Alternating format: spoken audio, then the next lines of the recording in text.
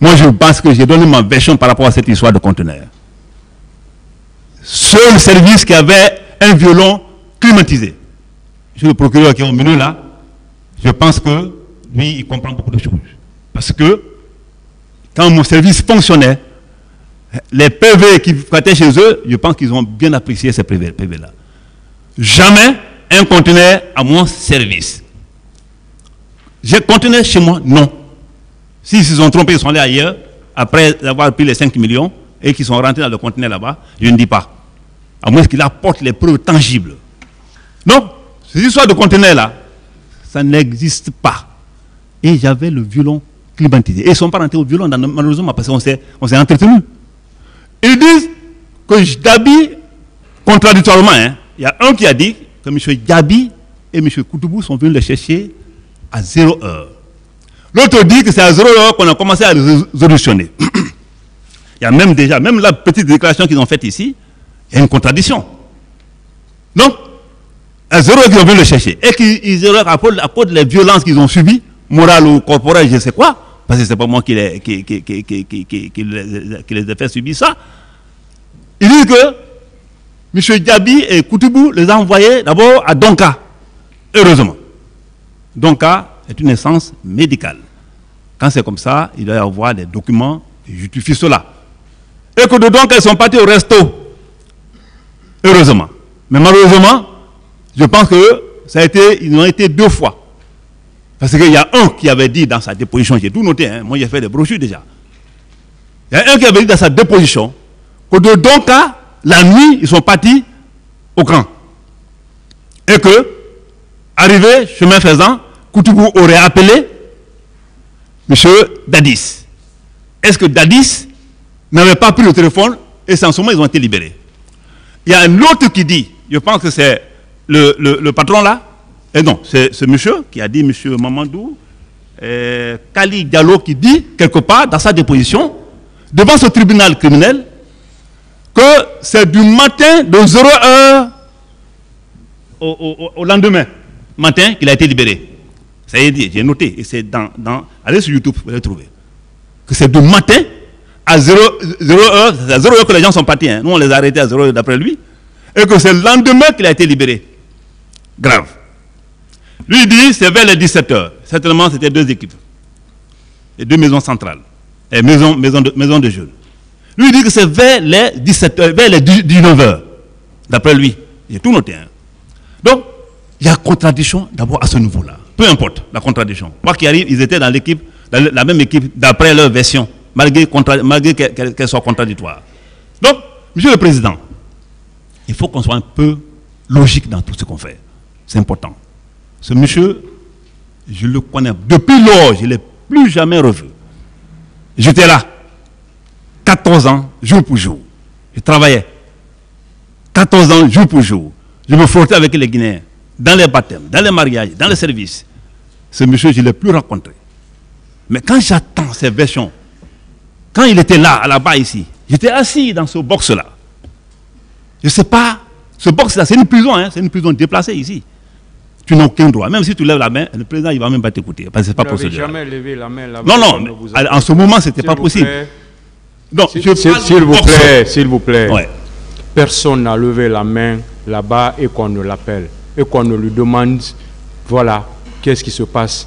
De toute façon, vous avez des conseils ici. Si vous pouvez faire passer des messages, vous ne pouvez pas dire que même si tu lèves la main, on ne peut pas te voir. C'est pas possible. Merci, Monsieur le Président. Voilà, vos conseils ont toujours fait passer ici vos messages. Merci, Monsieur le Président. Voilà.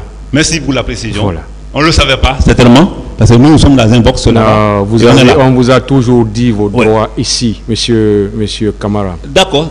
Voilà. Donc on n'a même pas fini ce procès. Hein. Vous ne pouvez pas commencer à ressortir les petits trucs, alors que vos droits vous ont toujours été dit ici. Je reconnais. Quand vous me dites on ne le savait pas, c'est comme si vous aviez fait, ça n'a pas été fait par le tribunal et que vous dites aujourd'hui on ne le savait pas. Je veux, Monsieur le Président, donc restez dans ce domaine-là. Je suis d'accord avec vous. Dans ce box-là, voilà. Ne sachant pas qu'on pouvait interrompre une victime ou bien supposée victime en train de choyer. Monsieur Camara, j'étais obligé. Monsieur Camara, oui. Quand vous parliez ici, est-ce que quelqu'un vous a interrompu? Quand vous étiez en train de parler, est-ce que quelqu'un vous a interrompu? Non. Est-ce que vous pouvez aussi interrompre quelqu'un quand il est en train de parler? Pas du tout. Voilà. Donc la logique est là. La logique est là. Je suis pour la logique. Voilà. Donc là, ce n'est pas un argument. Vous avez maintenant le temps pour vous défendre. Oui, allez-y, laissez ça. Au boxe alors, je reviens sur nos moutons. Le boxe, je l'ai vu parler beaucoup de choses ici. Beaucoup. Le faiseur de roi, celui qui a fait ceci, c'est pas important. Ce qui me concerne. Voilà comment les choses sont passées. Voilà comment elles sont passées. Et mieux que ça, ce monsieur, franchement, c'est ici, à cette barre, que je l'ai vu. Ce autre, je l'ai vu parce qu'il y a eu échange entre nous, verbalement. Et mieux que ça, je l'ai remis de l'argent. Il peut nier, peu importe. C'est bon, c'est bon maintenant. Alors, parce que vous revenez sur les mêmes choses. Pour finir, le chef de quartier, monsieur le président. Allez-y. Le chef de quartier.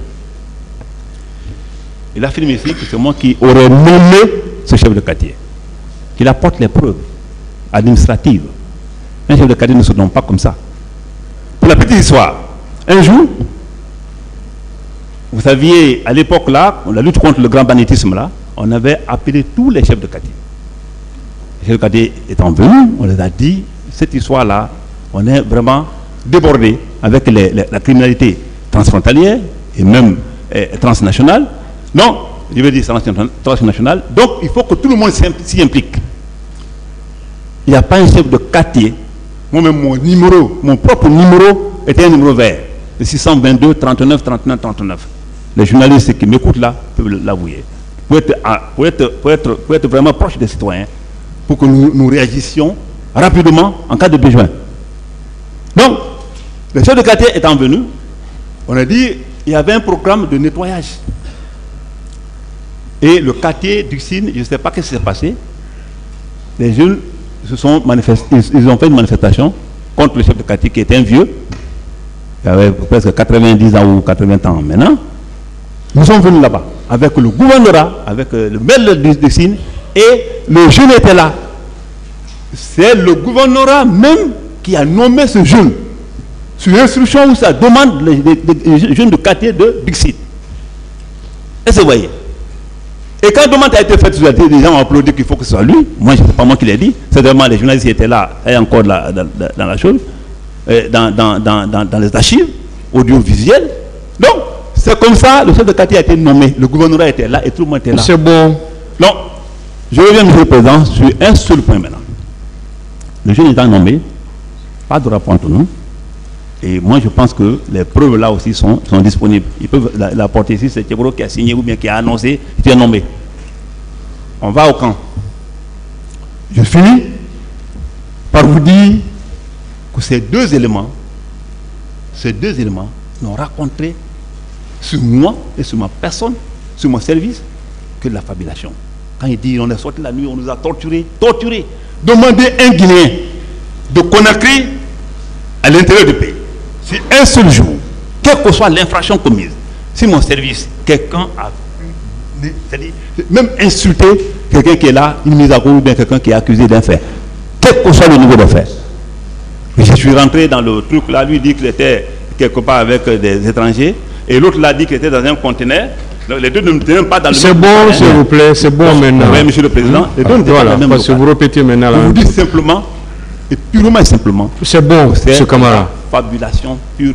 Voilà, monsieur le président, à partir de ces explications, nous avons quelques questions. S'il vous plaît, vous voulez dire quelque chose dessus? Je vois des mains qui se lèvent avant que vous ne continuiez avec une autre question. Voilà, je voulais finir avec lui, avec votre permission. C'est le même sujet? Oui, des précisions par rapport à ce qu'il a dit. S'il vous plaît, monsieur le président, j'aurais voulu apporter quelques précisions, si vous me permettez. Voilà, attendez, monsieur le procureur. D'accord, allez-y.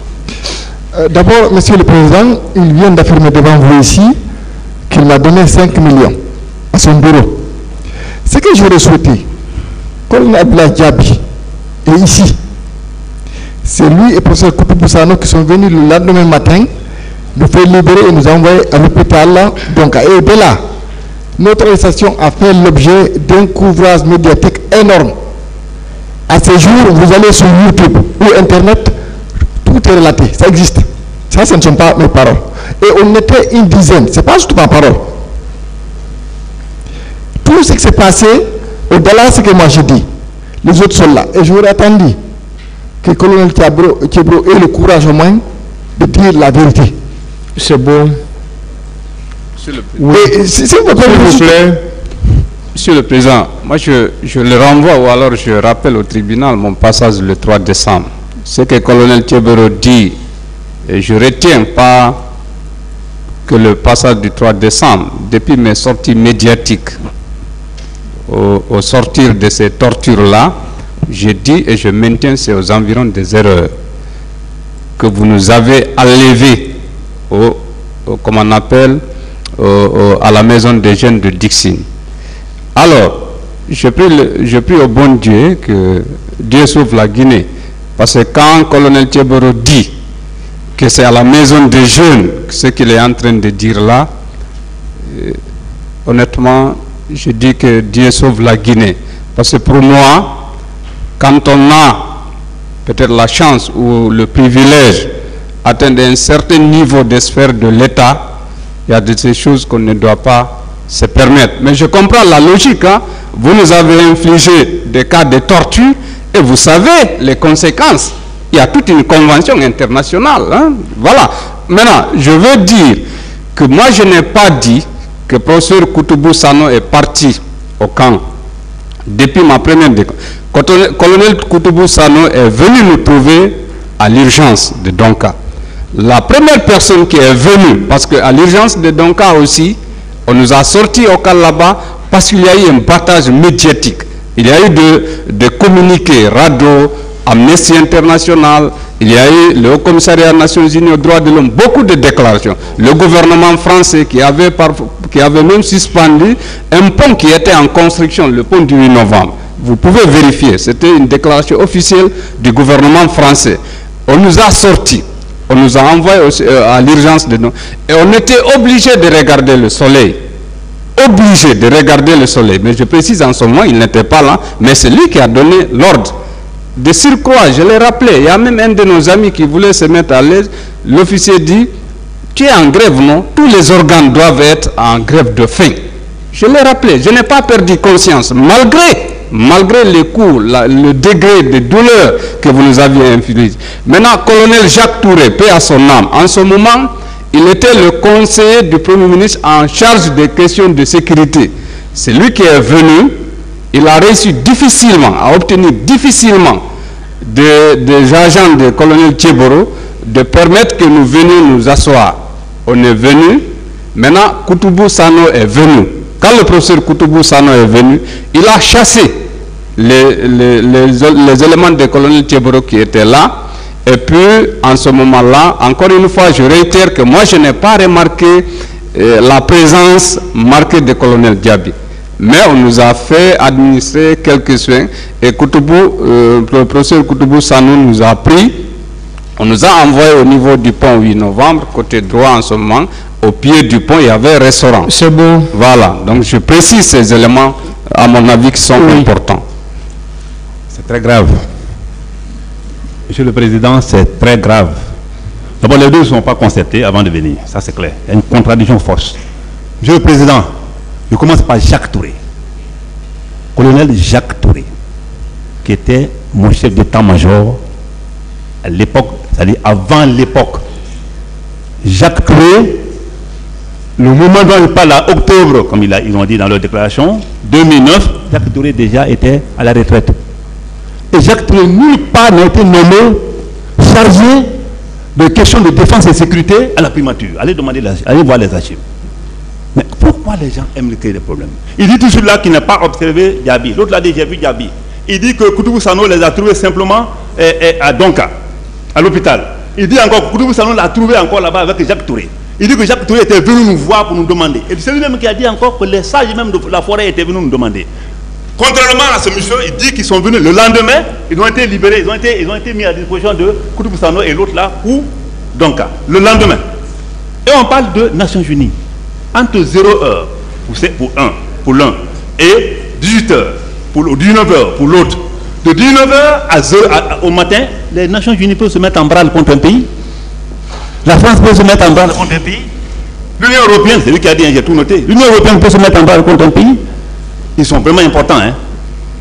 Ils sont vraiment importants. Moi, je vous dis que c'est de la fabulation. Et c'est grave. C'est bon. Et ce qui est grave, c'est la mythomanie. C'est bon, s'il vous plaît. Sauf que, Monsieur le Président, sauf que les communiqués existent. Et on vous a montré les communiqués ici. Les communiqués de ces voilà. De toute façon, le tribunal appréciera tout ça. D'accord. Voilà. Ministère public, allez-y. Merci, Monsieur le Président. Colonel Diabro, vous étiez arrivé à la maison des jeunes à quelle heure? Moi, je vous dis que j'ai été appelé. C'est vers les 17h. C'est vers les 17h, le marché était encore plein. Vous êtes arrivé à 17h. À 17h. Vous avez quitté à quelle heure la maison des jeunes? Continuez, parce que, oui, monsieur le procureur, oui, continuez. Oui. Vous êtes arrivé à 17h. Oui. Vous avez quitté à quelle heure pour aller au camp? Non, même quand je suis arrivé, quand les gens, d'abord, après avoir négocié. Vous n'avez pas duré donc? Ils n'ont pas duré. Lui, il tenait à voir l'autorité. Il était obligé de lui dire, bon, faites-moi une députation. Bien. Et ils étaient au nombre de combien à être... que ceux qui étaient là-bas, là, il n'y avait même pas de matelas quand ils parlent là. Vous avez bien aménagé alors. Une maison de jeunesse, quoi avec les matelas? Donc, il n'y avait pas de matelas. Et ils étaient au nombre de 5, 6 comme ça. En tout cas, ce n'est pas une dizaine. 5, comme je dis. 6. Oui. Et donc, quelqu'un a dit 7, hein, lui il a dit 10. D'accord. Ces 5 à 6 personnes ouais. ont été effectivement envoyées à votre service. Une députation. Il faut demander, comme il veut voir le président, faites-moi une députation. Oui, est-ce que avec lui le patron? Écoutez, c'est juste des précisions que nous voulons maintenant. C'est une députation. Est-ce que 3-4. Ils ont été au nombre de combien à être à votre service? 3-4. Je n'ai pas encore une idée précise sur le nombre, mais c'était 3-4 personnes. Mais l'essentiel pour lui, il était dans ma voiture. Et lui, il a quitté votre bureau à quelle heure?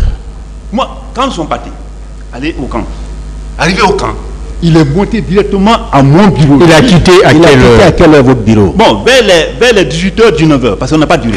Parce qu'il a posé tout le plan tourné autour de quoi? 18h, 19h. Oui. Vous avez continué à rester? Moi? Oui, dans votre bureau. Oui. Ah si, je suis resté, mais je suis ressorti après. Et quand... Parce qu'au moment des faits, écoutez, qu'un seul procureur... Une précision. Ça prend l'heure d'un interrogatoire. Au moment des faits, si vous pouvez aller pas à pas... Allez-y. Une commission internationale était là pour des questions des précurseurs de drogues synthétiques que nous avons découvert ici. Dans les dossiers autres là, parce que tous les procureurs de l'autre côté là le savent. Ils étaient là. Ces gens-là ont fait plus que jusqu'en novembre, on était avec ces missions-là qui venaient, qui sortaient. On n'avait pas le temps. Et ils venaient à mon bureau, ces blancs-là, ces experts internationaux, ils venaient à mon bureau. Les blaises là, tout le monde le sait. Et ça, vous voyez. Donc, moi, je n'étais pas tranquille au bureau, mais quand on s'est quitté, après avoir remis les 5 millions, il est parti. Et le problème était, pour moi, le problème, il est clos. Et ça, vous voyez. A dit que d'autres est venu, Koutoubou Sano n'est pas encore mort. C'est bon, s'il vous plaît. Et quand il a quitté, les autres ont continué à rester? Non. Oui. Qui? Les autres. Quels autres? Ceux avec lesquels il était venu. Ils sont tous partis. Parce que les autres ne sont pas tous partis. Les autres ne sont pas rentrés dans mon bureau. C'est lui qui est rentré dans mon bureau. Il y avait un salon, ils étaient tous assis là-bas. Et vous voyez. Et j'ai dit, je me le peux venir le truc ici, ou bien même les blaises là, certainement, ici se rappellent. Quand j'ai dit, bon, mon ami, c'est fini, je suis venu jusqu'à dehors. Il avait l'imperméable à main, les 5 millions avec lui. Et vous voulez nous dire qu'aux environs de 19h, ils ont tous quitté votre service? Tout était fini. Bien. Chez moi. À quelle fin vous lui avez remis l'argent? Pourquoi vous l'avez remis l'argent? Monsieur le procureur, ça prend l'air d'un interrogatoire. D'accord. Nous voulons poser la même question aux autres. Bon, allez-y avec les questions que vous avez déjà posées à monsieur Moussa Kiegoro. Monsieur Maître Thiaro Suleiman, vous avez quitté là-bas à quelle heure? J'aimerais dire devant vous ici, et je sais qu'il y a les caméras devant moi. Tout le monde entier nous regarde. Je n'ai même pas besoin de donner le preuves, parce qu'il y a des médias, il y a la déclaration d'Amnesty International, de Human Rights Watch, la Fédération internationale des droits de l'homme, qui date de l'époque. Il vous suffit juste d'aller sur Internet, mettre grève la faim, FAGEC, et vous aurez toutes les informations. Tout est relaté au-delà de ma parole et ça se passait à l'instant T à l'époque. Vous avez quitté à quelle heure? Non, ce qu'il raconte là, c'est des histoires. C'est le lendemain matin, professeur Koutoubou Sano, il est là, il est vivant. Même colonel Diaby, il est là. Abdoulaye Serif Diaby, il est là. C'est le matin à 8h, je ne sais pas exactement à quelle heure, devant son bureau, devant ses escaliers, on nous a fait sortir du conteneur. Professeur Koutoubou Sano, c'est là où il est venu, il dit que c'est capitaine Dadis Camara qui l'a envoyé. Capitaine Dadis Camara est là. Et au-delà, moi, je n'ai jamais sollicité à rencontrer quiconque. J'avais accès depuis toujours à tout le monde si j'en voulais. Et la déclaration que nous avons faite, on a envoyé ça au niveau du chef d'état-major de l'armée à l'époque, la présidence, toutes les organisations de droits de l'homme, et y compris les différentes ambassades. Je n'ai pas besoin de la publicité.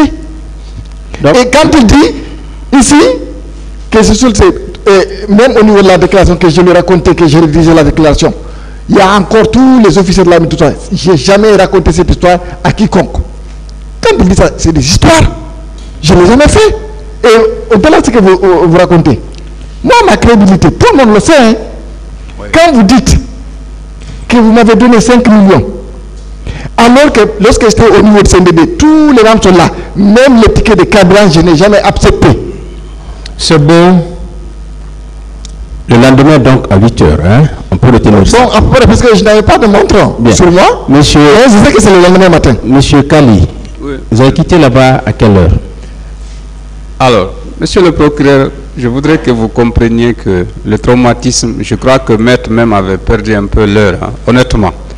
Le lendemain, d'abord la matinée, le colonel Thieboro sont revenus.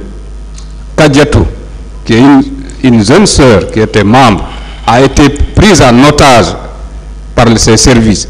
À Hamdallah, le vice-président de la FAGEC, M. Mané, on est parti le chercher.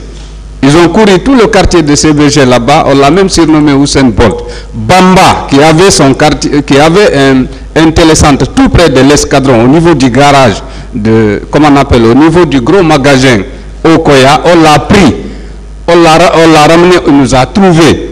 On a quitté aux environs de 11 heures. Il y avait un battage médiatique. Il a compris que... Le lendemain, le 29, comment on appelle, le 30. Non, le 29, parce que c'est le 28 jour pour jour qu'on avait décidé d'observer cette grève de la faim pour arrêter les exactions qui continuaient et pour appeler tous les acteurs à se mettre autour de la table pour essayer de dialoguer, pour sortir de la crise. Donc, un mois, jour pour jour, après les événements du 28 septembre. Donc, c'est le lendemain, aux environs de 11 heures. Et je vous ai dit, les menaces qu'il avait proférées la nuit, le lendemain, tous les membres de la fédération, parce qu'on avait fait la grève de la faim au nom de la fédération des associations des jeunes de Guinée, il est parti à la recherche. Bamba nous a trouvés, ils ont pris Bamba aux environs de 8h, 9h à son télécentre à la CBG, tout près du gros magasin, là où on vend le magasin au Koya là-bas. Il avait son télécentre. On l'a envoyé là-bas.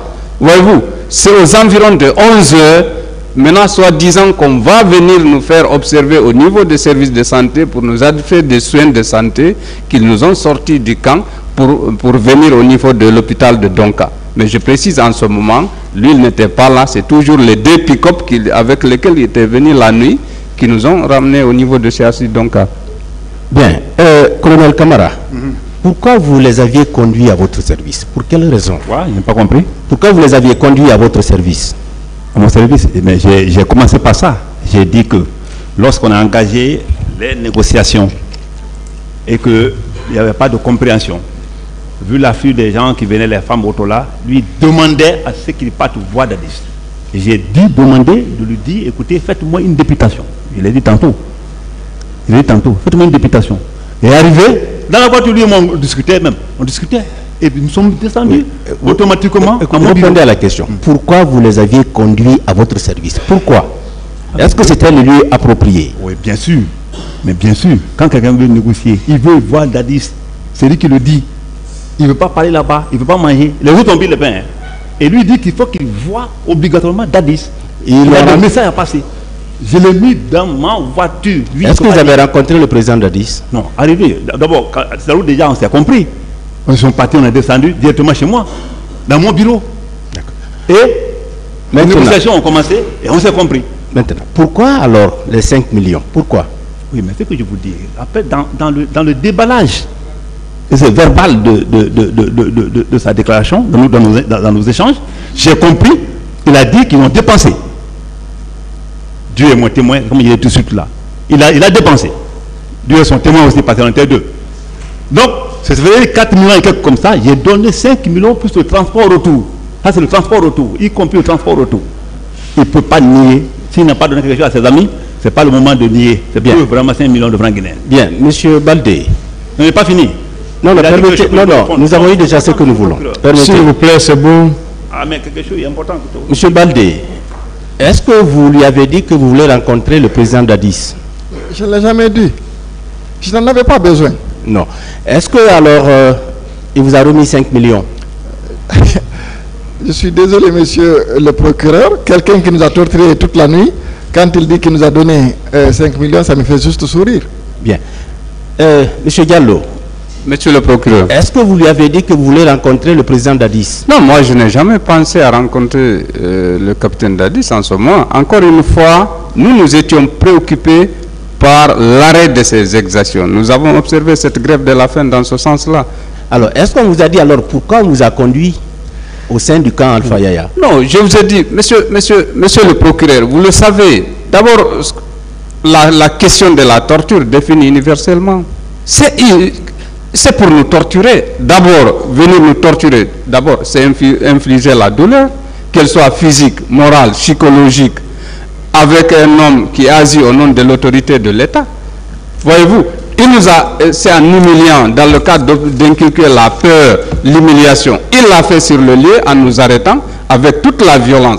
Et c'est que, vous savez, c'est qu'on observe de loin le tribunal, cette question d'impartialité et beaucoup de responsabilités pour la question de paix et de cohésion sociale. Sinon, les propos, les injures que le colonel Thieboro avait proféré à l'endroit de nous et notre communauté, je n'ai jamais voulu le dire, mais il le sait. Le leader politique dont il a avant qu'il ne chasse qu'il y avait toutes les communautés représentées, il sait ce qu'il a dit. Mais ce n'est pas le moment. Je presse la non-violence. Voyez-vous, il le sait. Donc il nous a infligé des tortures physiques, morales, psychologiques, avant de nous envoyer au camp.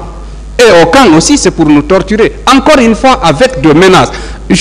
J'aimerais que vous vous rappeliez, colonel Thieboro, en ce moment. Ce n'est pas la personne ordinaire qui veut se soustraire de ce tribunal-là aujourd'hui. Hein. En ce moment, avec le pouvoir, encore une fois, ce n'était pas la force. La force n'était pas donnée à la loi. Hein. Ce n'est pas l'argument là de... Non, colonel Thieboro. Pourquoi alors le chef de quartier, quand il lui a appelé, parce qu'il vous a dit avec tout l'armada juridique et ainsi de suite, pourquoi il n'a pas dit, donc, va au commissariat le plus proche, formulez une plainte, allez au commissariat le plus proche, prenez-les et mettez-les à la disposition de la justice, parce qu'ils font quoi que ce soit qui viole la loi. Il n'a pas dit. Donc, c'est encore une fois, c'est pour nous infliger ces tortures-là, et il l'a fait. Et jusqu'à présent, nous avons ces séquelles. Monsieur le Président. Oui. Oui, je tombe de nuit toujours. Monsieur le Président, je reviens d'abord sur cette histoire de torture qui n'existe pas. Ça, c'est un. Lui dit, il est rentré le matin, il est sorti du 9h, 8h du matin, mis à la disposition de Diaby qui est encore vivant, Koutoubou Sano, ce qui est faux. L'autre dit, non, lendemain à 16h, il a dit, dans sa déposition ici. C'est sur YouTube. Et je l'ai noté. À 16h, le lendemain à 16h, que les sages de la forêt étaient venus nous voir pour la question. Et il dit encore aujourd'hui, c'est à 11h qu'ils ont été mis en liberté. On met les gens à disposition des cadres comme les Koutoubou. En même temps, on fait sortir d'autres personnes pour rechercher leurs complices. Quelle contradiction. Un autre problème. Il faut que les gens là soient vraiment des bons Guinéens. Quand il dit que moi j'ai proféré des menaces contre une région ou bien un groupe donné, moi je connais que je suis vraiment pacifique. Jamais je l'ai proféré. Et puis, quand vous regardez un peu ce qu'il a dit, il dit qu'il a été d'abord torturé, si on a bien compris, il a été d'abord torturé à la maison centrale, maison de jeunes, avant de partir au camp. Sa dernière version. Il faut qu'il soit un peu cohérent, c'est important. Nous sommes là. Le monde appréciera tout ça, c'est bon. Oui, le monde nous regarde. Merci, merci. C'est bon, s'il vous plaît. Merci, Monsieur le Président. Monsieur le Président, j'aimerais juste dire au-delà de nous, dans la salle qui était à côté de moi, il y avait une personne aussi qui était torturée parce que la personne criait. C'est bon. C'était pas juste nous. S'il vous plaît. Le faiseur du roi. Calmez-vous, hein, Okay. M. Camara. Vous savez, personne ne vous attaque. Pourquoi vous ne pouvez pas vous calmer? Oui, je calme. Pourquoi vous vous énervez? Pourquoi vous lancez des trucs comme ça? Pourquoi vous le faites? Je retire à l'homme.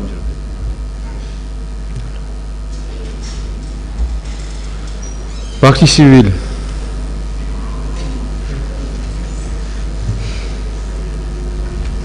Défense. Merci, Monsieur le Président. Honorable membre du tribunal. Et Maître Baldé, vous avez dit dans votre procès verbal de déclaration affirmative du 20 septembre 2022 ce qui suit. Le lendemain matin, c'est-à-dire le lendemain du 28 septembre, le lendemain matin, on nous a fait sortir du conteneur et regrouper devant les escaliers à nouveau les habits déchirés, des blessures et surtout la peur dans le ventre.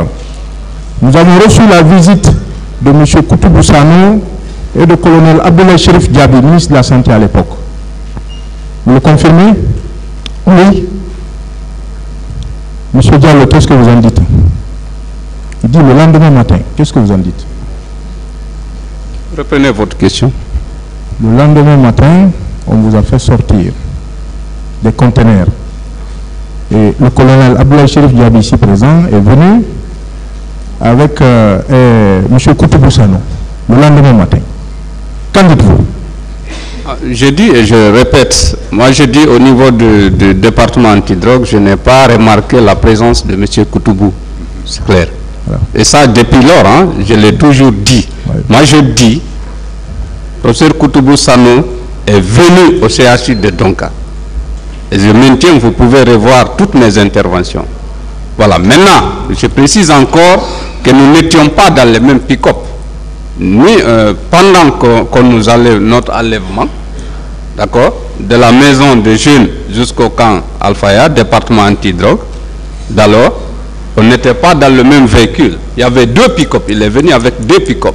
Donc, en nous enlevant aussi du camp Alfaya pour nous emmener au niveau de... Je n'étais pas dans le même véhicule, dans le même pick-up que M. Thierno Suleiman.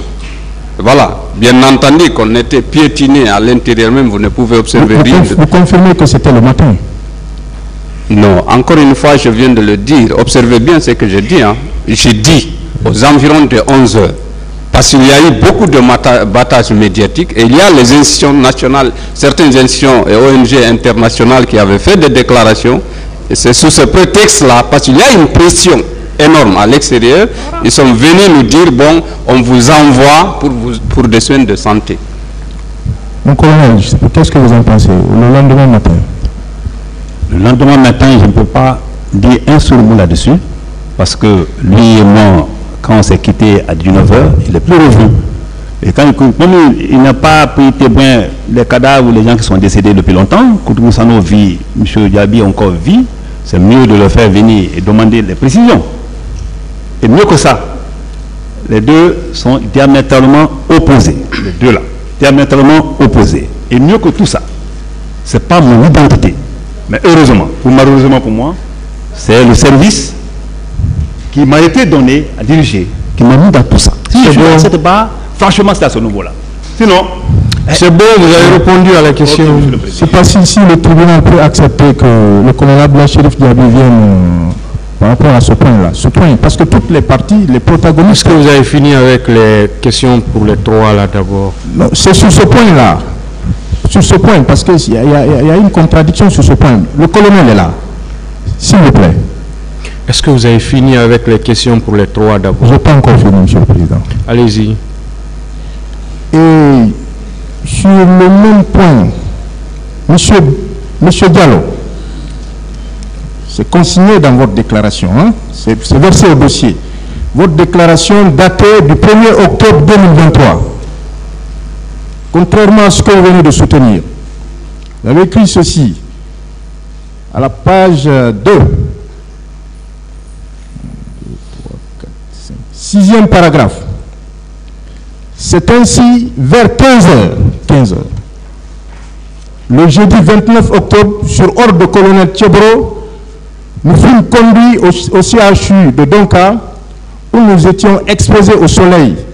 Les gendarmes de Thiebro nous obligeaient de regarder le soleil à 15 heures. Qu'en dites-vous? Il n'y a pas de contradiction, maître. D'abord, peut-être que, puisque vous m'obligez à le dire, tout ce que nous avions comme objet précieux, il avait pris avec ces éléments, là où nous avait trouvé. On n'avait pas de montre. J'ai dit vers là-bas, et je maintiens ces vers.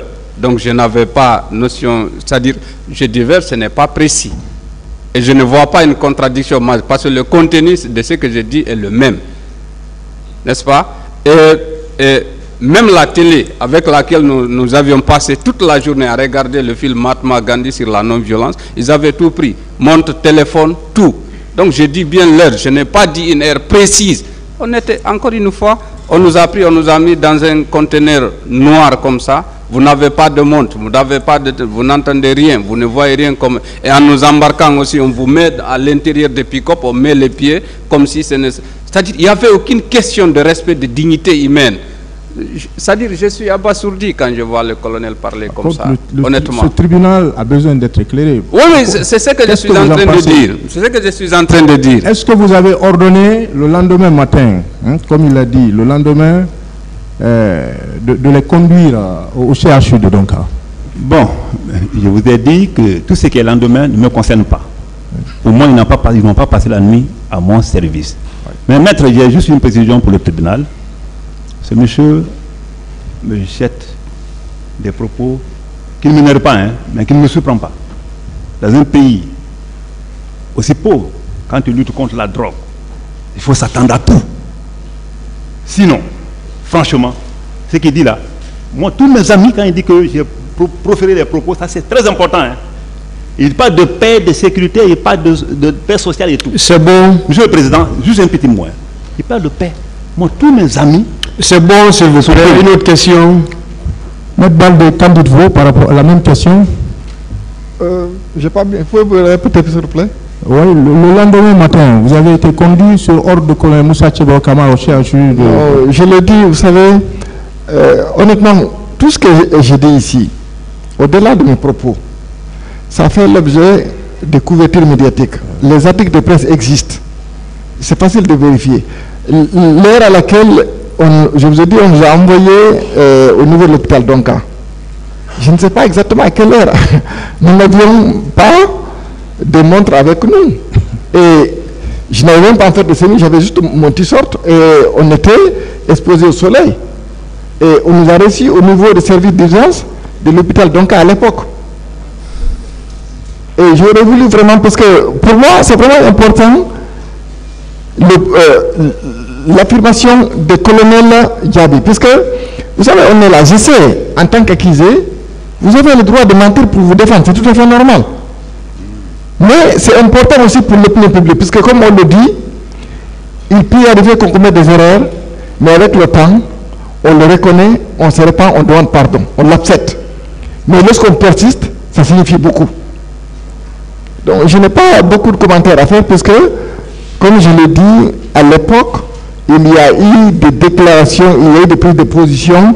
Je n'ai pas besoin de le dire puisque c'est connu, c'est vérifiable.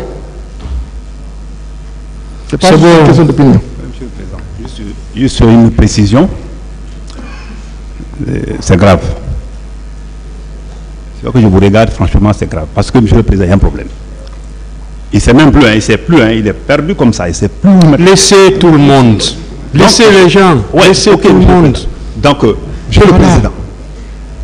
Monsieur le Président, il y a un problème. Il y a vraiment un problème. Hein. Ce monsieur parle de 15h, 16h. 16h, chef, les chefs de... C'est bon, est-ce qu'il y a une autre question? C'est bon. Bon, vous avez compris cela. Mais ce qui est grave dans tout ça, ce qui est encore plus grave, c'est du fait que ce monsieur nie les 5 millions, bien que petit. C'est bon, s'il vous plaît. Mais c'est grave, hein? Une autre question, Oui. colonel. Vous êtes arrivé au niveau de la maison des jeunes ce jour à quelle heure? Moi, je vous dis vers 17h, car je n'ai pas chronométré. Mais je sais que vers 17h, parce que le marché était encore plein. C'est encore vérifiable. Monsieur Baldé, le colonel est arrivé aux environs de quelle heure? À la maison des jeunes, okay. S'il vous plaît. Oui. Vous savez, quand il dit à 17h, puisqu'à 17h, il y avait encore beaucoup de monde dans la maison des jeunes, hein, il y avait non seulement les journalistes et diplomates qui passaient à 17h, on était encore dehors. C'est à partir, je ne peux pas me rappeler exactement l'heure exacte, mais c'est aux alentours de 19h que nous sommes rentrés dans la salle. Et il est arrivé au niveau de la salle, je pense vraiment dans les environs de 20h comme ça, parce qu'on était couchés sur le matin, mais on ne dormait pas, on discutait entre nous. Ils sont venus défoncer la porte, mais je ne pouvais pas vous dire l'heure exactement. Je sais, c'est aux alentours de 20h. Monsieur Diallo, s'il vous plaît, la même question. Laquelle? Le colonel est arrivé au niveau de la maison des jeunes ce jour aux environs de quelle heure? Aux environs de 0h. J'avais fait mes prières, voilà. J'avais fini, je me suis couché. C'est aux environs de 0h que la violence avec ces hommes qu'ils ont orchestré, perpétré contre nous. Vous étiez effectivement avec M. Baldé? J'étais avec M. Baldé. Et beaucoup d'autres, hein? Et beaucoup, voilà. Pas seulement avec là. Voilà. Et Monsieur Diallo, vous avez déclaré ici qu'on vous a fait subir toutes les violations des droits de l'homme avec des matraques sur la tête. Vous le confirmez? Je le confirme. Un colonel. Merci, monsieur Parce qu'on le président. parle de vous, hein? Voilà. D'abord, personnellement, c'est une allégation pure et simple. Parce qu'il a entendu ici matraque, matraque, matraque. Et toutes ces questions de matraque ne relèvent pas de moi. Mon service n'a été jamais doté de matraque. Tout le long de mon séjour au service spécial. Tout ce qui est question de lacrymogène ne relève pas de moi. C'est bon, on parle de matraque, s'il vous plaît. Voilà, soyez... Matraque, non. Voilà. qu'en dites-vous? Moi, personnellement, parce que, comme vous expliquez, je n'ai pas dit 10 personnes exactes, parce qu'il a dit un peu plus tôt. Je pense qu'on était 11. Est-ce que vous avez reçu des coups de matraque? Non, moi, personnellement, je n'ai pas reçu de coups de matraque. Moi, personnellement. C'est bon. Et Monsieur Diallo, vous déclarez encore au service, il a ordonné de nous mettre dans un conteneur après toutes sortes de tortures sans issue. Vous confirmez? Oui. C'est le colonel qui a ordonné qu'on vous mette dans un conteneur. Oui. C'est lui. Il était le commandant en chef de, comme on appelle, le commandant, si vous voulez, j'enlève chef pour ne pas qu'on pense que je vais à l'autre hiérarchie. Il était le commandant de cette unité. C'est lui qui a ordonné de nous mettre, et c'est devant lui qu'on nous a jetés dans le conteneur et on a fermé. Donc c'est lui. Un subordonné ne pouvait pas, un de ses subordonnés ne pouvait pas prendre la décision de nous, comme on appelle, de nous jeter. Et même lui, même si un tel cas se produisait, en tant qu'officier, était officier républicain, respecter des règles, les valeurs, principes démocratiques, les questions des droits de l'homme, il n'allait pas accepter. Mais malheureusement, c'est lui qui a donné l'ordre de nous jeter dans le conteneur. Le colonel, c'est vous qui avez instruit? Maître, je vous dis que ces gens ne se sont même pas approchés au violon. Rappelez-vous donc d'un supposé conteneur. Il n'existait pas de conteneur à mon service. Ça a été dit ici, je pense, c'est confirmé. 1. 2. Je suis un officier républicain. Qu'il le sache que moi, je me suis sacrifié pour ce pays parce que je suis républicain. Deuxièmement, quand mon frère dit que... C'est pas pour répondre à votre frère là. La question elle est précise. Les accusés ont le droit de mentir pour se chercher. Moi, je ne suis pas un accusé de ce genre. Si j'ai commis une infraction quelconque ce jour ou les jours précédents. Est-ce que vous avez donné l'ordre de les mettre dans un conteneur? Pas du tout, il n'y avait pas de conteneur. C'est bon. Voilà. C'est bien le colonel qui a donné l'ordre devant vous de vous mettre dans un conteneur? Maître Baldé. Oui, c'est lui qui a donné, vous savez, maître.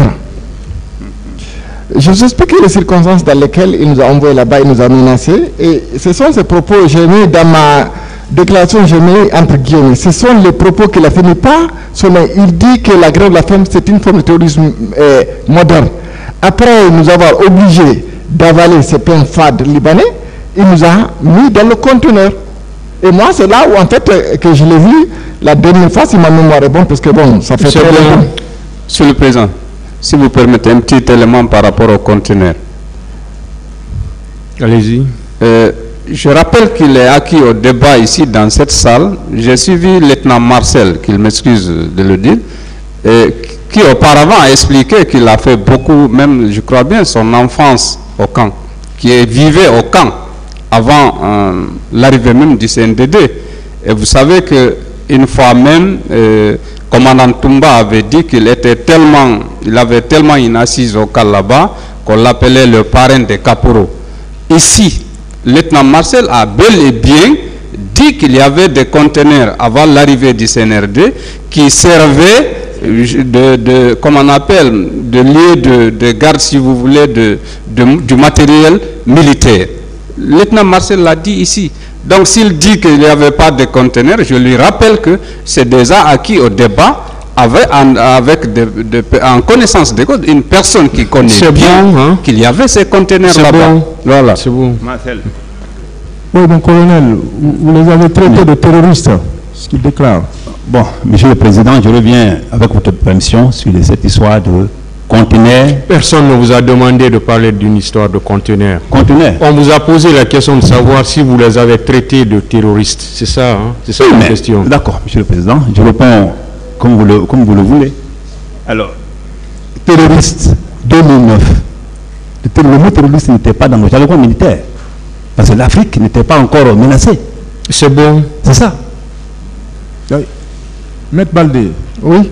vous avez été traité de terroriste, vous le confirmez? Je répète mot par mot. Il dit qu'une grève de la faim, c'est une forme de terrorisme moderne, qu'il n'y a jamais eu de grève de la faim en Guinée, parce qu'effectivement, c'était la première fois qu'une grève de la faim avait été organisée ici en Guinée. Et au début, je me rappelle, les gens nous disaient que ça n'allait avoir aucun impact. Est-ce qu'il vous a traité de terroriste? Oui. Monsieur Diallo. Président. Oui. Monsieur Diallo, s'il vous plaît. Oui. Maître, Oui. c'est que, en plus de terroristes, il nous a traité de narcotrafiquants. Il est parti jusqu'à dire que l'eau même que nous devions boire là, que ce sont les narcotrafiquants qui avaient acheté. Il l'a dit. Est-ce que vous avez été traité de terroriste? Si, Monsieur le Président. C'est bon. Bel et bien. Merci, Monsieur le Président. Oui, il avait dit. Je n'invente rien. C'est bon. Merci, c'est bon. Merci, Monsieur le Président. Vous n'avez pas la parole. Ah, ok. Vous avez déjà répondu. Non, je n'ai pas répondu. Narcotrafiquant. Vous avez été le premier à Oui, répondre vous à la avez question. parlé de narcotrafiquants, mon colonel. Il était traité de narco. Non, vous avez parlé de narcotrafiquants à ce jour-là. Pas parler de narcotrafiquants. Moi, je suis professeur de narcoterrorisme. Je sais de quoi il s'agit. Le terrorisme et le narcotique. C'est bon. C'est ça. Je vous remercie, Monsieur le Président. Bien. Merci, Monsieur le Président. Merci, le général assesseur. Pratiquement, Monsieur le Président, moi, je suis là pour parler ou pour poser des questions sur l'événement du 28 septembre 2009 et non 28 octobre et suivant, Monsieur le Président. Allez-y. Je vous remercie, je n'ai pas de questions. Je suis là pour le 28 septembre.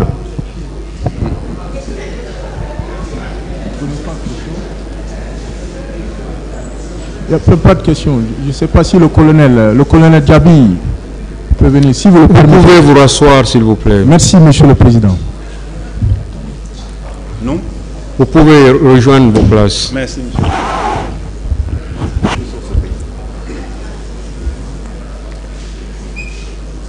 Colonel Tamba Gabriel Diawara. Monsieur Ibrahima Kamaradi Kalonzo.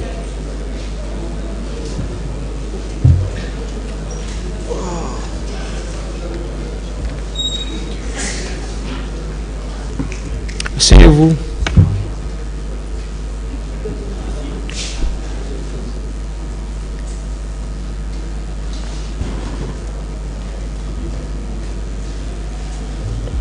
Ministère public. Monsieur le Président, distingués assesseurs, nous avons voulu que l'accusé Ibrahima Kamara Kalonzo soit confronté à M. Tamba Gabriel Diawara. Monsieur le procureur, s'il vous plaît. Mon nom c'est colonel Ibrahima Kamara Di Kalonzo. Je ne vous appelle pas colonel, je vous appelle monsieur.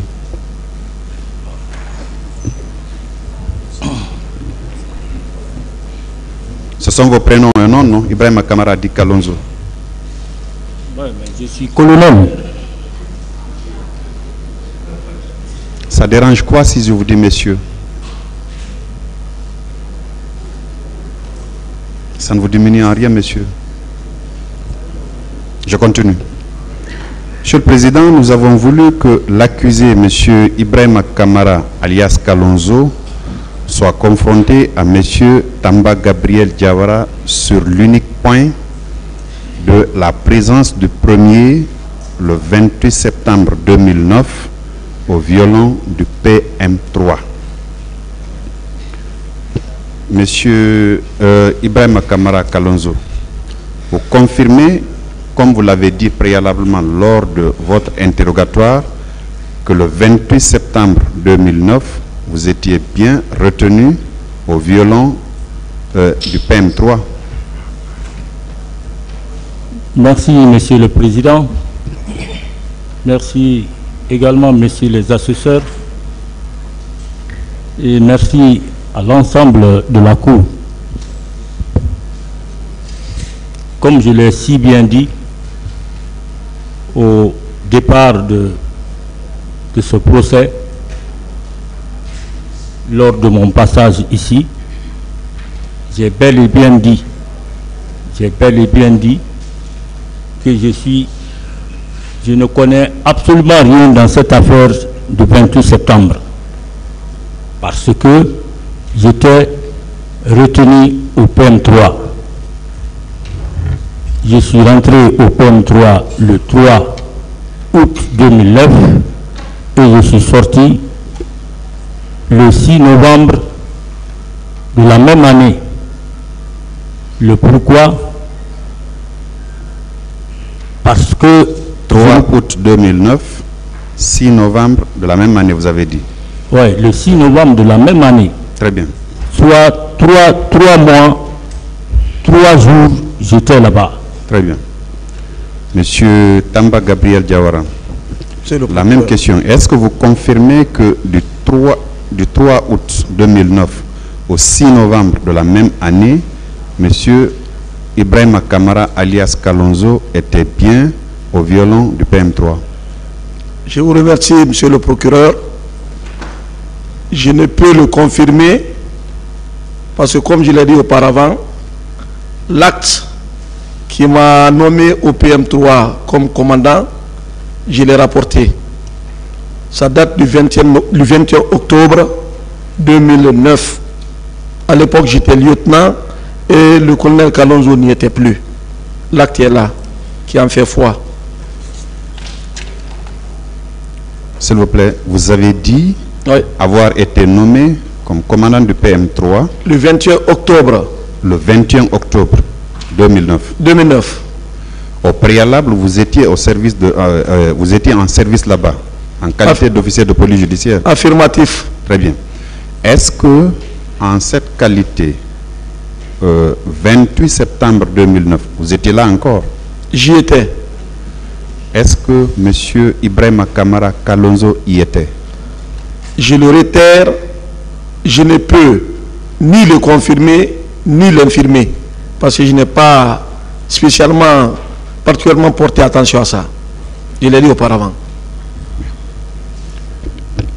Donc, à votre nomination, en qualité de commandant, il n'y était plus? Il n'y était plus, il le sait. Très bien.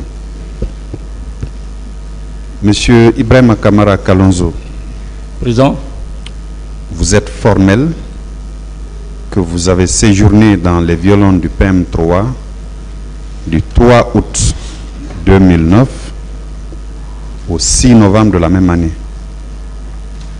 Je confirme. C'est bien cela? C'est bien cela. Parce que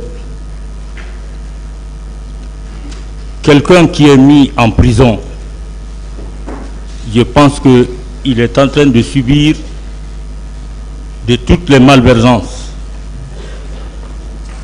De toutes les malversances.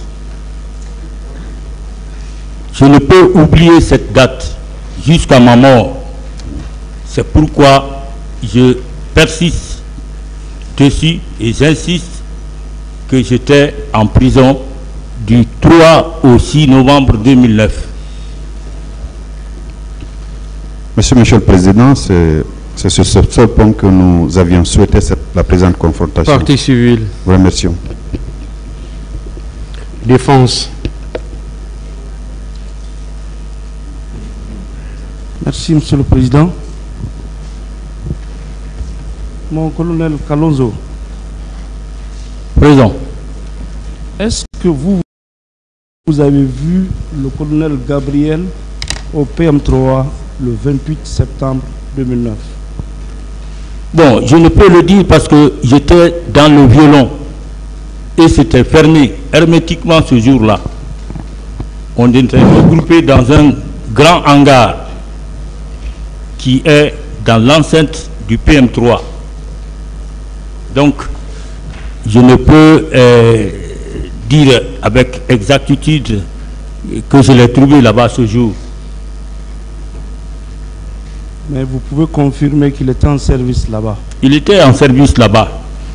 Il était en service là-bas. Vous pouvez également confirmer qu'il avait pris contact avec vous? Pardon? Qu'il avait pris contact avec vous pour faciliter votre libération? Dans un premier temps, il s'est rendu au camp voir mon chef de service, le colonel Tchibourou, dans l'objectif de régler notre différend. D'accord. C'était avant ou après les événements? Ça, c'était tout après les événements. D'accord. Mon colonel. Maître. C'est bien cela? Bon, moi je crois, le colonel Kalonzo dit que le 28 septembre, qu'il y était. Oui. Il a dit que je ne peux ni infirmer ni confirmer. Mais, ce que je peux rapporter, que le hangar qui était n'avait pas de porte. Il sait, c'est un officier. On n'écroule pas un officier. On n'écroule pas un officier. On peut prendre une mesure, si vous voulez, un arrêt, mais on ne l'écroule pas. Tous les officiers qui sont passés au PM3 n'ont jamais été écroués. Ce n'est pas réglementaire. Un. De deux, le jour que je suis allé rencontrer Tchibourou, je suis allé avec lui. Je ne suis pas le seul. Je suis allé avec lui. J'ai échangé avec Tchibourou qui ne voulait pas qu'il y retourne. Mais finalement, j'ai finalement tordu son bras pour qu'il l'envoie ailleurs. C'est en ce moment qu'il a été muté à Fria. Bien. Mon colonel, où est-ce que vous avez rencontré le colonel Tchibourou? Oui. Gabriel. Vous dites? Où est-ce que vous avez rencontré le colonel Tchibourou? Dans ses installations au Kalfaya. C'était après les événements ou avant? Oh, je crois que ça devait être après les événements. Dieu merci. Merci, Monsieur le Président. Merci, Monsieur le Président, que nous en soit donné. Monsieur, mon collègue Diawara. Oui.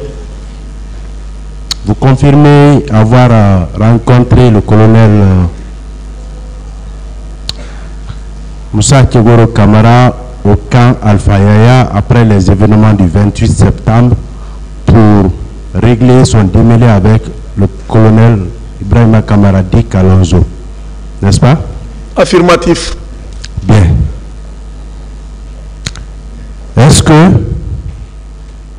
vous confirmez que effectivement ce jour, cette rencontre a eu lieu un peu plus tardivement, après le coucher du soleil? Oui, c'était dans la soirée, un vendredi. Bien. Est-ce que vous vous rappelez que lors de votre entretien avec le colonel Moussa Kegoro Kamara, il y avait un autre collègue qui était également au même service anti-drogue là-bas? Ça prend l'air d'un interrogatoire. Hein. Non, s'il confirme, je demande. Après, je vais revenir. Ce n'est pas un interrogatoire, monsieur le président. Ça prend l'air d'un interrogatoire. Mais ça ne serait pas un interrogatoire. Ça peut être une impression, mais ça ne le sera pas.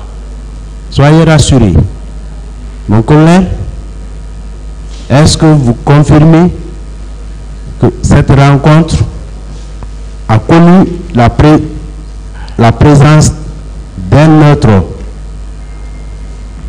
gendarme ou collègue qui était également au service là-bas, puisque je ne veux pas vous donner le nom ici, puisque le tribunal n'a pas voulu que ces personnes comparaissent. Le tribunal n'a jamais refusé que quelqu'un comparaisse. Pourquoi vous dites des choses qui ne se sont pas passées? Vous avez demandé la comparution de quelqu'un, de qui ici est que le tribunal a refusé? De qui? Monsieur le Président, s'il vous plaît, vous avez demandé la comparution de qui dans cette affaire-là le tribunal a refusé que l'intéressé comparaisse? Qui? Voilà. Non, Monsieur le Président. Mais là encore, hein, on n'a pas fini. Oui, vous accusez le tribunal. Bon, devant tout le monde, alors que ça ne s'est jamais passé. Parce que quand vous dites que le tribunal n'a pas accepté la comparution de quelqu'un. Non. Je n'ai pas dit que le tribunal a refusé. J'ai dit que le tribunal, vous parlez en maître. Quand vous dites que le tribunal n'a pas accepté, qu'est-ce que ça veut dire? N'a pas voulu. Monsieur le Président, je sais ce que j'emploie lorsque je suis au prétoire. Quand vous dites que le tribunal n'a pas voulu, alors qu'est-ce que ça veut dire? Voilà. Merci, Monsieur le Président. Qu'est-ce que ça veut dire?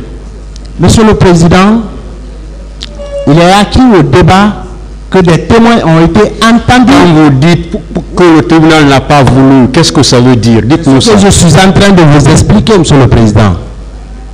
Si vous voulez comprendre, je peux vous donner ces explications. Je soigne mes mots au prétoire.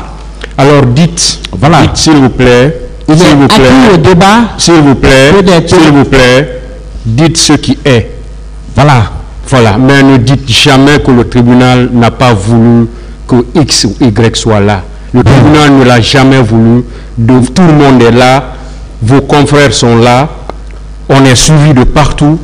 Le tribunal, vous n'avez jamais demandé ici à ce que quelqu'un comparaisse et que le tribunal ne l'ait pas voulu. Ça ne s'est jamais passé. Oui, mais voilà. Allez-y avec les questions. Sauf que allez-y avec les questions. Je continue avec les questions.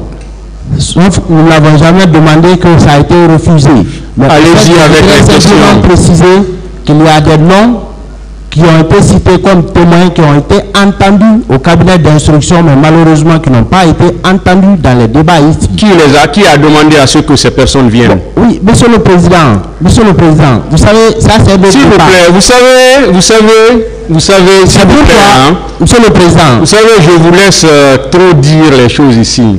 Non. S'il vous plaît, suivez-moi. Oui. C'est pas, ne créez pas des règles ou la loi qui n'existe pas. Ne créez pas ça. Je ne sais pas où est-ce que c'est écrit, dans quelle disposition, de quelle loi, que tous qui ont été auditionnés dans le cabinet d'instruction, que le tribunal est obligé, sur son propre gré, de les faire venir à la barre de ce tribunal. Je ne sais pas où cela est écrit. Je ne sais pas où vous l'avez tiré.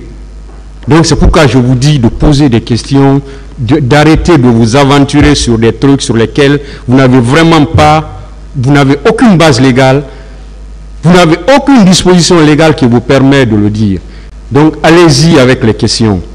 Voilà. Si des gens ont été interrogés dans le cabinet d'instruction, rien n'oblige le tribunal de les faire venir. Les interrogatoires ou les auditions qui sont versées au dossier servent déjà le tribunal. Ce sont des pièces de la procédure. Donc, ne vous aventurez pas. Continuez à poser des questions, s'il vous plaît. Merci, monsieur. On a trop retardé d'ailleurs. Merci, j'ai trop discuté avec vous. Monsieur le Président. Voilà, allez-y avec les questions. L'éviter. Mon colonel. Maître. Diawara, est-ce que vous confirmez cela? Reprenez la question, s'il vous plaît. La rencontre avec le colonel Moussa Tchegoro Kamara au camp Alpha Yaya a connu la présence de vos collègues qui étaient également de service à l'antidrogue. Est-ce que vous vous rappelez? Il y a 15 ans de cela, je ne me rappelle pas, mais ce que je sais, oui. Et chaque fois que je rencontrais Tchegoro, c'était à deux. Bien. Mais ce jour-là, c'était possible. Bien. Je ne me rappelle pas. Merci. Et ce jour-là, est-ce que c'est la même nuit, selon vous, le colonel Ibrahim Kalonzo est sorti, est rentré chez lui? Non, c'est le lendemain. C'est un samedi. C'était le lendemain. Un samedi. Mon colonel Kalonzo. Présent. Ibrahim Kamara. Présent. Dit Kalonzo. Oui. Le jour, vous avez entendu le colonel Gabriel Diawara dire que votre rencontre au camp Alpha avec le colonel Moussa Tchegoro Kamara, c'était après le 28 septembre. Est-ce que cela est conforme à la réalité? C'est de la réalité. Ça confirme votre déposition. Vous maintenez votre déposition alors? Pardon? Vous maintenez vos déclarations selon lesquelles vous êtes sorti du PM3 après les événements du 28 septembre.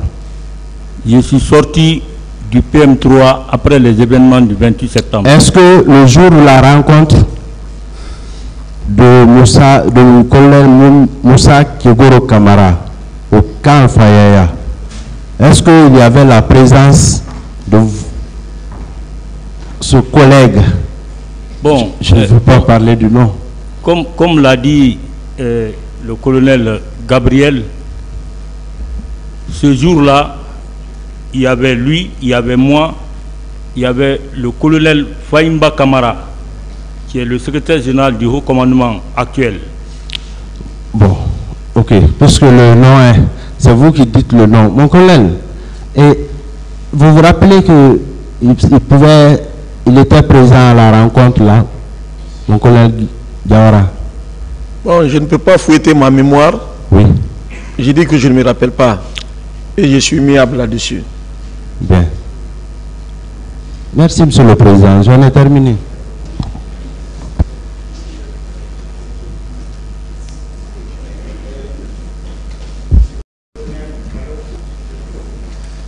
Présent.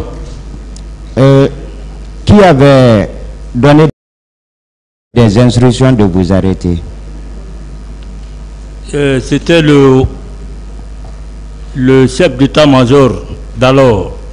Chef d'état-major d'alors, oui. Le colonel François. Colonel François Béabogui. Très bien. Colonel Gabriel, est-ce que vous étiez au courant que colonel François avait ordonné l'arrestation de M. Kalonzo? Je n'étais pas au courant. Ah bon? Bien. Et vous avez dit que vous avez pris M. Kalonzo pour l'envoyer sur le colonel Tchegoro. C'était pour régler le problème entre les deux ou c'était pourquoi? Comme je l'ai dit auparavant lors de mon passage, j'ai dit que le colonel Kalonzo est un aîné, un condisciple à l'académie, Chiboro, lui, c'est un ami de plus de 30 ans. Et les deux, nous trois, nous sommes rencontrés à l'étranger. Et le différent qui était entre eux, j'ai volé au secours pour trouver une issue à ces différends. Très bien. Maintenant, ça c'était avant ou après les événements du 28 septembre? Bon, vous revenez sur la même chose. Merci. Merci, Monsieur le Président, honorable assesseur. Mes colonels, avec la permission du tribunal, j'ai un peu de difficulté à comprendre quelques enseignements militaires. Pardon? Je dis j'ai quelques difficultés à comprendre quelques enseignements militaires. Mais ma question s'adresse à vous deux à la fois. Oui. Le colonel avait dit tout à l'heure, le colonel Gabriel avait dit tout à l'heure, que il n'est pas d'ordre de mettre, comme on appelle, des officiers en détention et mettre la porte. Est-ce exact? C'est exact ça, n'est-ce pas? Bon, chaque fois que j'ai été mis en prison suite à un arrêt, un billet d'arrêt, mais on nous coffre. Mais est-ce que dans l'enseignement, tel est le cas, comme ce qu'a dit le colonel? Bon, comme ce qu'il a dit, peut-être qu'il a raison. Non, mais vous êtes militaire. Oui, je le dis ainsi. Vous avez reçu une formation, vous devez le savoir. Je le dis ainsi. Je le dis comme ça. Mon colonel, vous pouvez nous éclairer s'il vous plaît? Oui. Le libellé même, le titre, les titres ne sont pas identiques. On dit billet de courroux. Exactement. Et billet d'arrêt, ce n'est pas la même chose. L'arrêt est réservé pour les officiers. Et courroux, c'est dans le violon. Et je sais, quand j'étais au PM3, je le dis, le colonel Kalonzo n'a jamais été écourier. Il était dans la cour, ou dans l'hangar, dans la grande salle, ou dans la cour.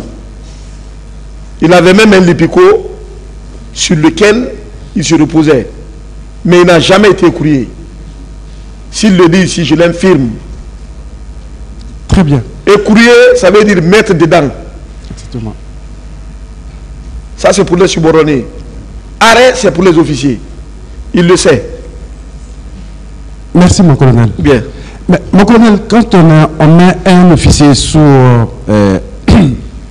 en arrêt de ce genre, est-ce qu'il a la mobilité, il a la capacité de se déplacer tant de se rendre, même de l'autre côté de la route, s'acheter un petit bonbon ou bien se rendre à domicile? Est-ce que ça c'est possible?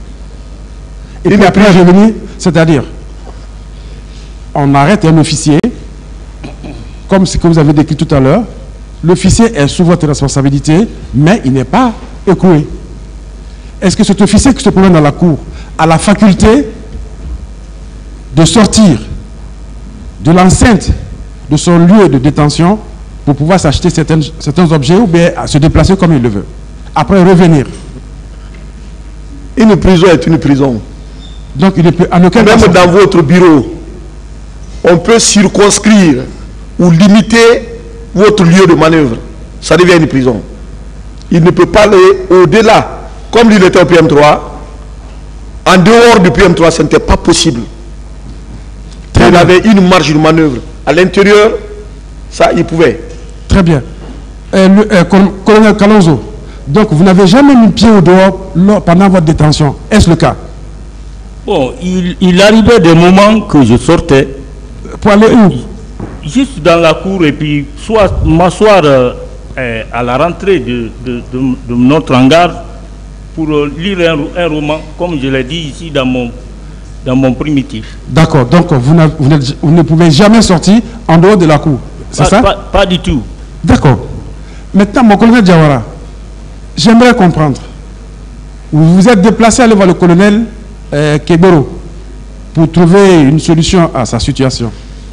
Votre lieu de départ exactement, c'était au PM3 ou ailleurs? Au PM3, c'est moi qui l'ai pris au PM3. J'ai pris la responsabilité de l'amener au camp. Donc du PM3 au cas Al-Fayher. Et cette responsabilité, je l'assume. Très bien. Colonel Kalonzo, vous le confirmez aussi? Exact. Mais mon colonel, comment vous pouvez expliquer alors, si lui, il a eu la liberté après les événements du 28 septembre, c'est-à-dire après les événements du 28 septembre, vous l'avez conduit à Aleva Kebro et il a recouvré la liberté le lendemain. Mais vous avez dit que, étant officier, quand on est en détention, on ne peut pas sortir. Une prison est une prison. Est-ce qu'on peut affirmer ici alors que colonel Kalonzo était aux événements du 28 septembre? Moi, je ne l'ai pas affirmé. Je l'ai dit, j'ai présenté un acte. Le point de divergence entre lui et moi, c'est la date de sa sortie. Il est sorti de prison, je crois, quelques jours après, ou une semaine, 2 semaines. Moi, j'ai été nommé commandant du PM3. Et je confirme que c'est au mois d'octobre qu'il est sorti de prison. Je suis d'accord avec vous. Seulement, c'est sur ce point technique-là, j'aimerais comprendre. Lequel? D'après les données que vous nous avez données comme information, on ne peut en aucun cas sortir de la cour de sa détention. Et vous l'avez conduit, votre point de départ était le PM3 où il était détenu. Il ne peut en aucun cas sortir. Ouais. Le point de départ est le PM3. Ouais. Il a recouvré la liberté le lendemain, c'est-à-dire comment on appelle, le lendemain de la rencontre avec le colonel Tchekboro. Techniquement, est-ce que ce colonel alors, pouvait être aux événements du 28 septembre qui étaient antérieurs à sa liberté? Moi, je ne me prononce pas sur ça. J'ai dit que je suis catégorique. Je ne peux ni confirmer ni infirmer sa présence au PM3. Je sais qu'il était en prison. Mais ce jour-là, il n'a pas prêté attention. Donc, si il était au PM3 et il n'est sorti qu'au mois d'octobre. Ça, je le confirme. Donc, de sa détention jusqu'à votre service au PM3, vous ignoriez qu'il était au PM3. Est-ce le cas? Non, je n'ai pas ignoré. Je n'ai pas dit que j'ai ignoré. Voilà, vous revenez sur des choses qui ont été... Je n'ai pas ignoré. Vous avez raison, monsieur le président. J'ai dit qu'il était au PM3. C'est bon, hein? Bon. Donc, monsieur le président, pour conclure, techniquement, mon colonel Gabriel, avec les explications que vous avez données, quelle pensée vous pouvez donner au tribunal pour démontrer réellement qu'il est... C'est pas un interrogatoire, hein, oui, pour M. Diawara. Oui, je suis d'accord, monsieur le président. Veuillez m'en excuser. Mon colonel, oui. Techniquement, du point de départ PM3 à sa libération, la date du 28 septembre, techniquement, colonel Kalonzo était au PM3. Est-ce le cas? Oui. Colonel Kalonzo, vous le confirmez? Je suis resté en prison, je dis bien, du 3 août 2009 au 6 novembre. Je suis sorti. Très bien. Monsieur oui. Vous voulez parler d'un colonel? Ça, je ne le confirme pas, parce que quand le colonel Kalonzo a été libéré, moi, je n'étais pas commandant du PM3. Il le sait. C'est le colonel Baouri qui y était, et c'est à cet effet que le colonel Baouri a été certainement entendu par voie d'huissier, et il a donné sa version. Moi, je suis venu après. Et je l'ai dit, la décision numéro 401, signée par le général Baldé en fait foi. Je l'ai ici, signée le 21 octobre 2009. Et je suis passé capitaine 11 jours après. Et quand lui quittait la prison, il était capitaine, j'étais lieutenant. C'est bon. Okay. Merci. Merci, monsieur le président. Honorable assesseur, merci.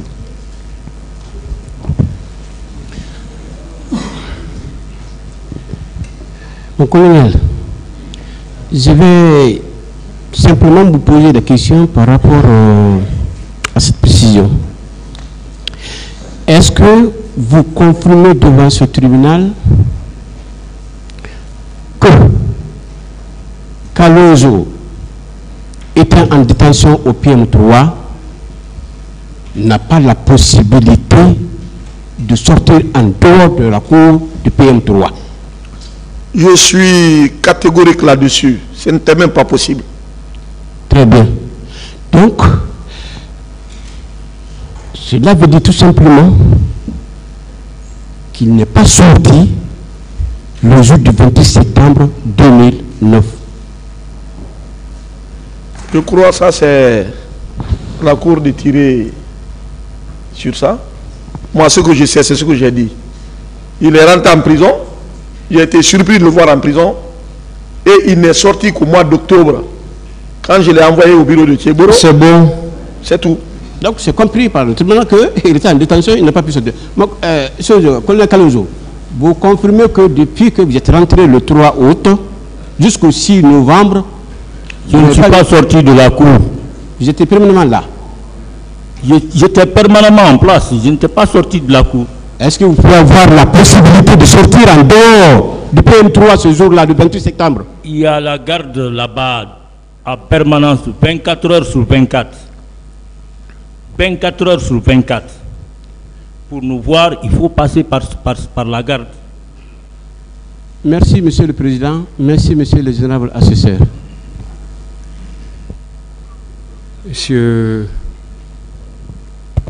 Camara, vous avez entendu Monsieur Gawara dire qu'au moment où il prenait service comme commandant du PM3, que vous n'étiez plus là-bas, vous n'étiez plus en prison. Qu'est-ce que vous en dites? Bien, je ne peux affirmer ni infirmer de ce qu'il dit. Mais en ce qui me concerne, parce que la prison que j'ai faite, c'est moi qui ai enduré la douleur physique et morale. Donc je connais les dates lesquelles je suis rentré et je suis sorti. Je reprends encore que je suis rentré le 3 et sorti le 6 novembre 2009. Vous pouviez être au PM3 et les deux sont unanimes que vous étiez dans un hangar. Pardon? Les deux, vous êtes unanimes que vous étiez dans un hangar. S'il vous plaît, suivez. C'est un grand bâtiment. Suivez simplement, suivez-moi. Vous étiez dans un hangar qui n'était pas fermé. Mais c'était toute prison infermable. S'il vous plaît. Oui. Vous n'avez pas dit le contraire de ce que M. Gawara a dit. Hein. J'ai dit c'est fermable parce que la nuit... S'il vous plaît. Oui, allez-y. Suivez-moi. Oui. Donc vous étiez dans un hangar qui n'était pas fermé. Vous-même, vous avez dit, vous sortiez 2 fois dehors. Est-ce que un commandant pouvait venir prendre fonction sans que vous ne le sachiez? Parce que quand vous dites que vous ne pouvez ni infirmer ni confirmer, est-ce que vous pouvez rester sans le savoir? Monsieur le Président, j'étais en violon. J'étais dans le violon. Je ne savais pas... Ah, vous étiez encore dans le violon. Vous étiez dans le violon. Oui, c'est un violon. Monsieur Gawara, c'était un violon? Bon, c'est un local qui était réservé pour les officiers. Est-ce que c'était un violon? Ça n'avait même pas de porte. Est-ce que vous le confirmez qu'il n'y avait pas de porte? Ouais. La porte y était. Mais la journée, on ouvre la porte et moi je sortais, comme je l'ai dit dans ma déclaration, moi je sortais pour lire les romans que certains co-prisonniers me donnaient. On est d'accord, est-ce qu'on est d'accord que même s'il y avait une porte, la porte n'était pas fermée, elle était ouverte? Est-ce qu'on est d'accord? J'ai dit la porte était fermée les nuits. Le matin... Est-ce que la journée, au moins, la porte était ouverte? La porte s'ouvre la journée. Est-ce que vous aviez la latitude de sortir? Bien, dans la cour, je ne suis pas le seul. D'accord. Nous sommes avec vous. Oui. Suivez-moi, ne soyez pas pressés. Hein. D'accord. Je veux comprendre tout juste quelque chose. Suivez-moi. Vous êtes dans un hangar qui n'est pas, ou d'ailleurs où vous avez la latitude de sortir, d'y sortir de fois. Est-ce qu'un commandant, un nouveau commandant de cet endroit peut venir, qu'il soit installé, vous êtes là, vous avez la latitude de vous mouvoir au moins dans la cour, sans le savoir.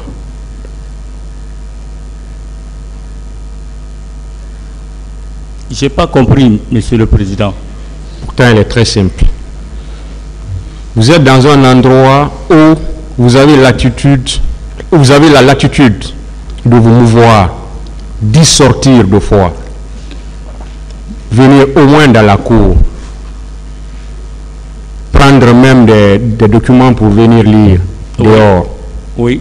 Est-ce qu'un nouveau commandant, c'est-à-dire un nouveau chef de ce lieu, peut venir, on l'installe, vous êtes là sans vous en rendre compte? Bien, Monsieur le Président, non. Alors, est-ce que vous avez su pour quand M. Diawara a été nommé à cet endroit? Je le sais.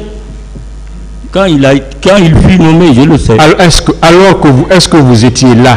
J'étais présent, c'est ce que je suis en train de vous dire. Vous l'avez entendu, il dit que vous n'étiez pas là quand il a été nommé. Bon, peut-être c'est peu qu'il oublie, mais en ce qui me concerne, Monsieur le Président, je suis rentré là-bas le 3. Monsieur Diawara, vous avez oublié? Vous avez dû oublier. Je n'ai pas oublié, parce que quand j'ai accompagné Kalonzo chez Thieboro, je n'étais pas commandant du PM3. Et le lendemain, le général Balda a appelé. Il me dit, où est le colonel Baouri? Il dit, il n'est pas là. Il dit, la position de Kalonzo. Il dit, Kalonzo est sorti. Il dit, comment? Je l'ai expliqué. Il dit, c'est lui qui l'a amené Thieboro et il a sorti. C'est ce que je lui ai dit. Il dit, t'as mieux? Il dit, c'est lui qui l'a amené. S'il a désiré qu'il parte, il dit, il n'y a pas de souci. On s'est limité là. C'est bon? Vous avez entendu, vous avez compris? Bon, j'ai entendu. Vous étiez toujours là. Pardon? Vous étiez toujours là. J'étais en prison. Je reste mordicus que j'étais en prison. C'est bon.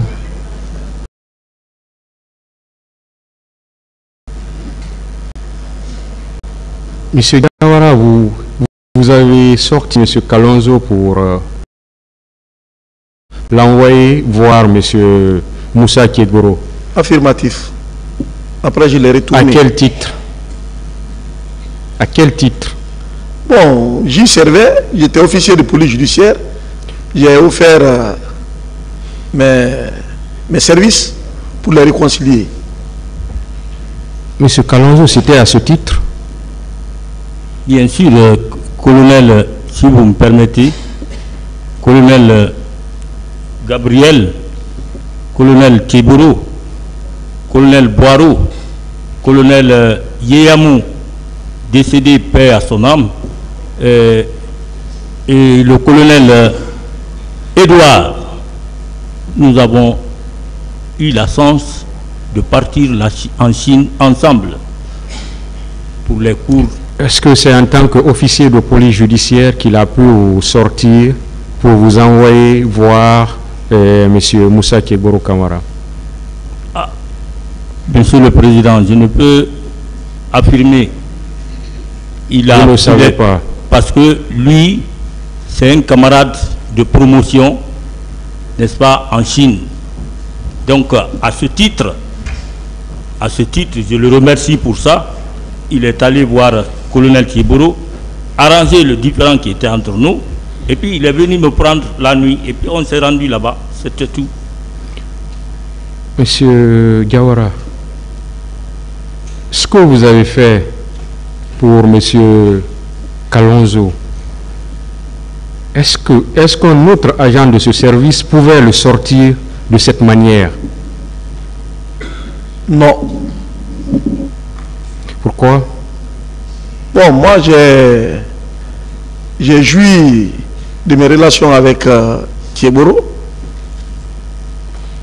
C'est ce qui a fait que j'ai... Je veux dire, est-ce que un autre agent peut le sortir du PM3, même si ce n'était pas pour l'envoyer chez M. Moussa Kegboro Kamara?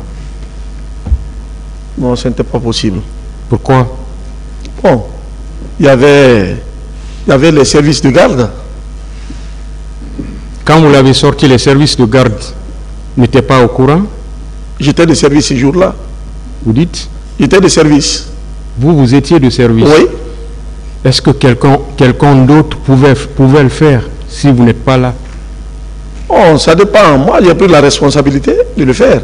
C'est pourquoi je vous demande, est-ce que quelqu'un d'autre pouvait prendre la même responsabilité de le sortir? Ça, c'est relatif. Monsieur Kalonzo Kamara, est-ce que quelqu'un d'autre pouvait prendre la même responsabilité de vous faire sortir, comme l'a fait Monsieur Gawara?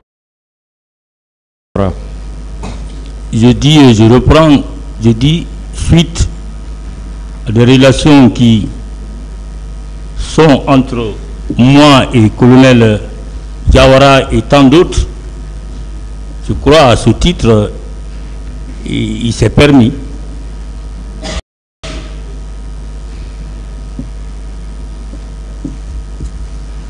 C'est bon. Vous vouliez parler? Oui, allez-y.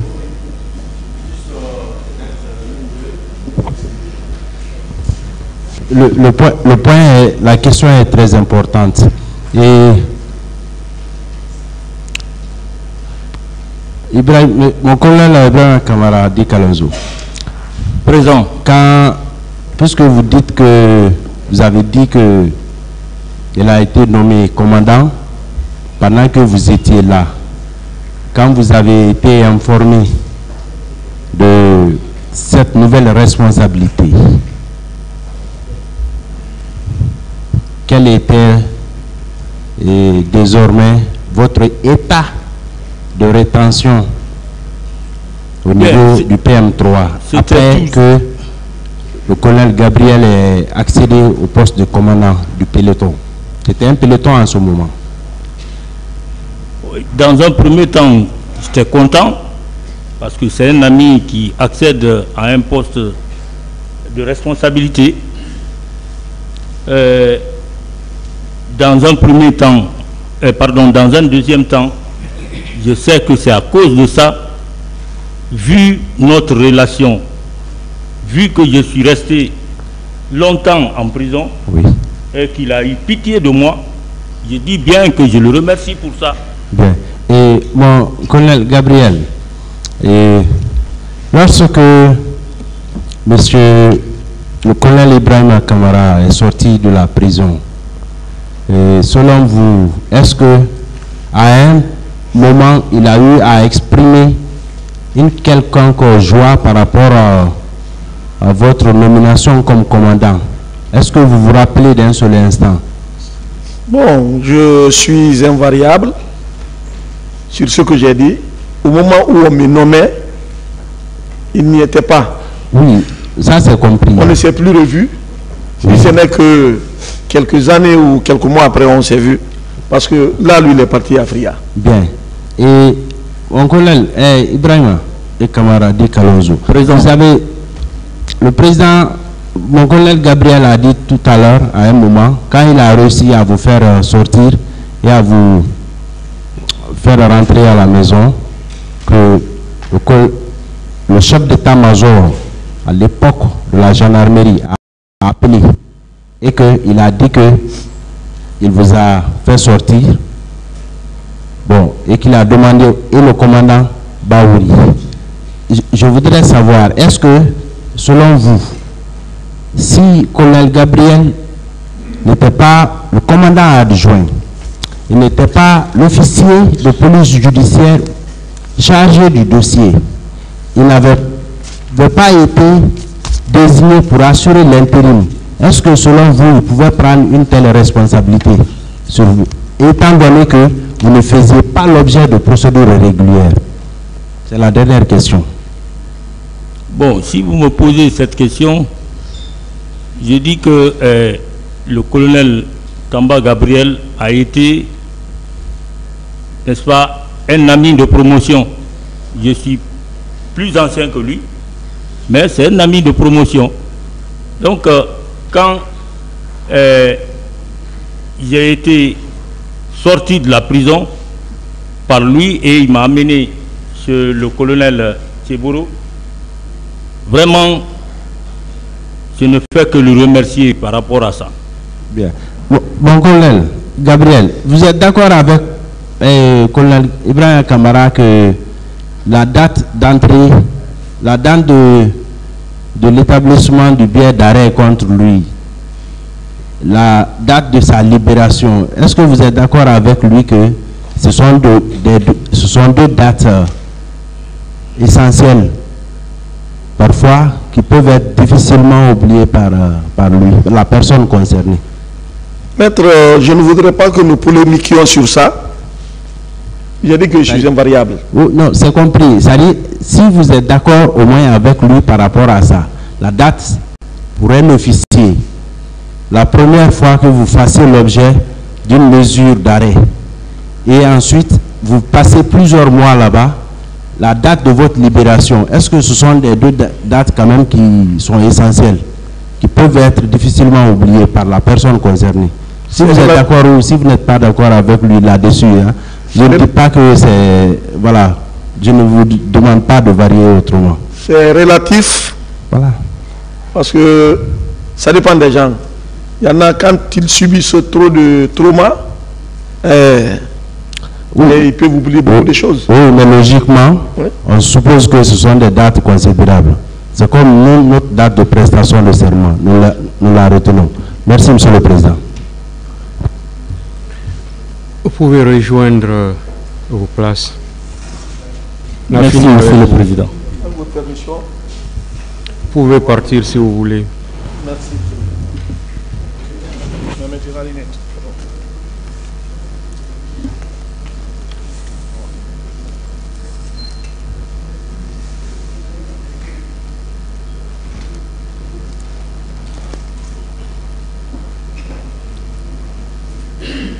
L'audience est suspendue.